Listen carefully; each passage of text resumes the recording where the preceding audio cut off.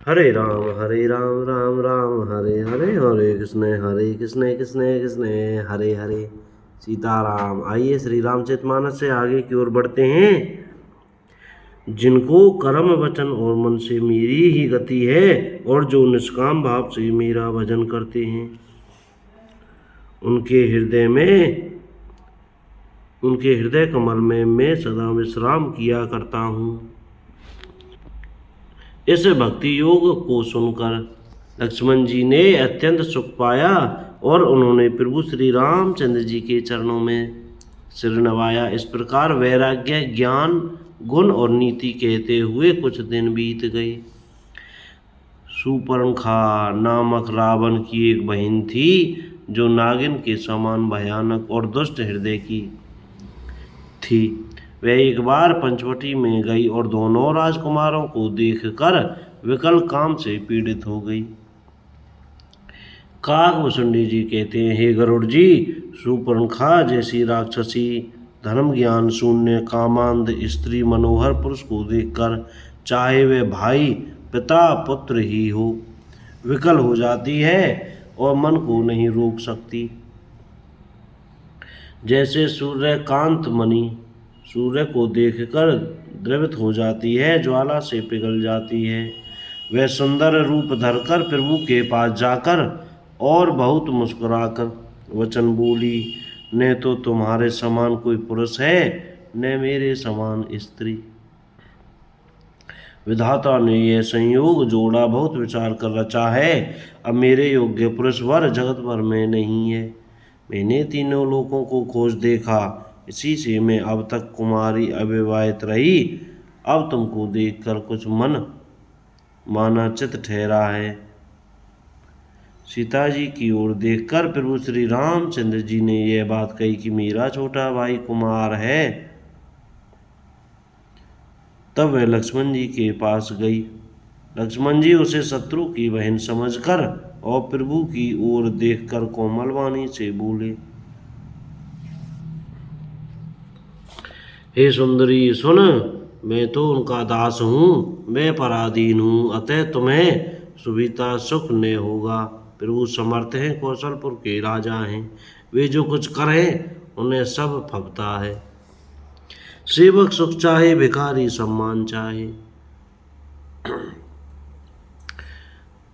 व्यसनी जिसे जुए शराब आदि का व्यसन हो, धन और व्यभिचारी शुभ गति चाहे, लोभी यश चाहे और अभिमानी चारों फल अर्थ धर्म काम मोक्ष चाहे, तो ये सब प्राणी आकाश की दुह कर दूध लेना चाहते हैं, अर्थात असंभव बात को संभव करना चाहते हैं।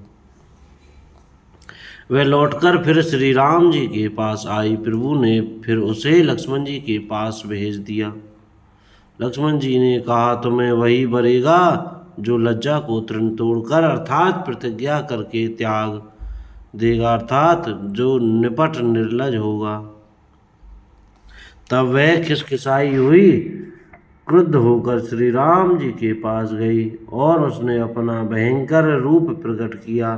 सीता जी को भयभीत देखकर श्री रघुनाथ जी ने लक्ष्मण जी को इशारा देकर कहा। लक्ष्मण जी ने बड़ी फुर्ती से उसको बिना नाक कान की कर दिया, मानो उसके हाथ रावण को चुनौती दी हो। बिना नाक कान के वह विकराल हो गई। उसके शरीर से रक्त इस प्रकार बहने लगा मानो काले पर्वत से गेरू की धारा बह रही हो। वह विलाप करती हुई खरदूषण के पास गई और बोली, हे भाई, तुम्हारे पौरुष वीरता को धिक्कार है, तुम्हारे बल को धिक्कार है। उन्होंने पूछा। तब सुपर्णखा ने सब समझाकर कहा। सब सुनकर राक्षसों ने सेना तैयार की। राक्षस समूह झुंड के झुंड दौड़े, मानो पंखधारी काजल के पर्वतों का झुंड हो। वे अनेकों प्रकार की सवारियों पर चढ़े हुए तथा अनेकों आकार सूरतों के हैं। वे अपार हैं और अनेकों प्रकार के असंख्य भयानक हथियार धारण किए हुए हैं। उन्होंने नाक कान कटी हुई अमंगल रूपिणी सुपर्णखा को आगे कर लिया। अनगिनत भयंकर अपशगुन ऐसगुन हो रहे हैं, परंतु मृत्यु के वश होने के कारण वे सब के सब उनको कुछ गिनते ही नहीं। गरजते हैं, ललकारते हैं और आकाश में उड़ते हैं। सेना देखकर योद्धा लोग बहुत ही हर्षित होते हैं। कोई कहता है दोनों भाइयों को जीता ही पकड़ लो, पकड़ कर मार डालो और स्त्री को छीन लो। आकाश मंडल धूल से भर गया।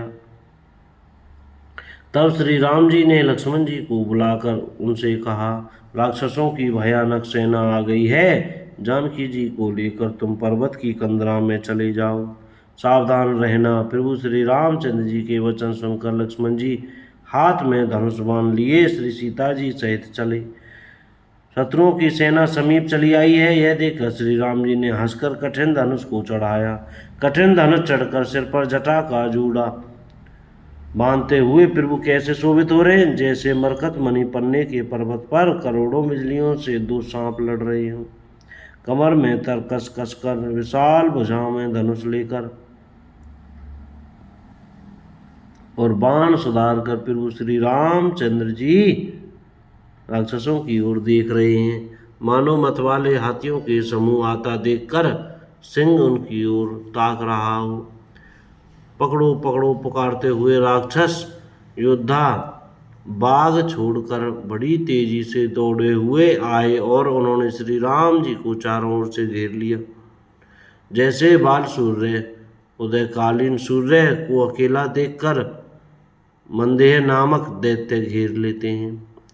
सौंदर्य माधुर्य निधि प्रभु श्री राम जी को देखकर राक्षसों की सेना थकित रह गई।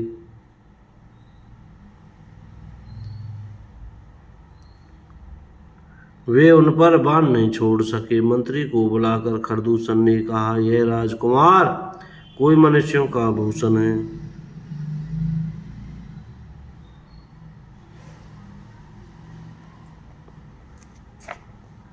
जितने भी नाग असुर देवता मनुष्य और मुनि हैं,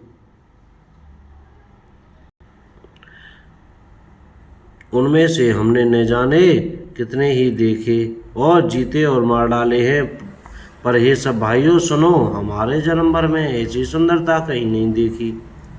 यद्यपि इन्होंने हमारी बहन को कुरूप कर दिया, तथापि ये अनुपम पुरुष वध करने योग्य नहीं है।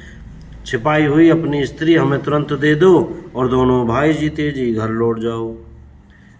मेरा यह कथन तुम लोग उसे सुनाओ और उसका वचन उत्तर सुनकर शीघ्र आओ। दूतों ने जाकर यह संदेश श्री रामचंद्र जी से कहा। उसे सुनते ही श्री रामचंद्र जी मुस्कुराकर बोले, हम क्षत्रिय हैं, वन में शिकार करते हैं। तुम्हारे शरीर के दुष्ट पशुओं को तो ढूंढते ही फिरते हैं। हम बलवान शत्रु को देखकर नहीं डरते। लड़ने को आवे तो एक बार तो हम काल से भी लड़ सकते हैं। बोलो जय सिया राम। कोई गलती हो गई हो तो क्षमा करें। सीताराम।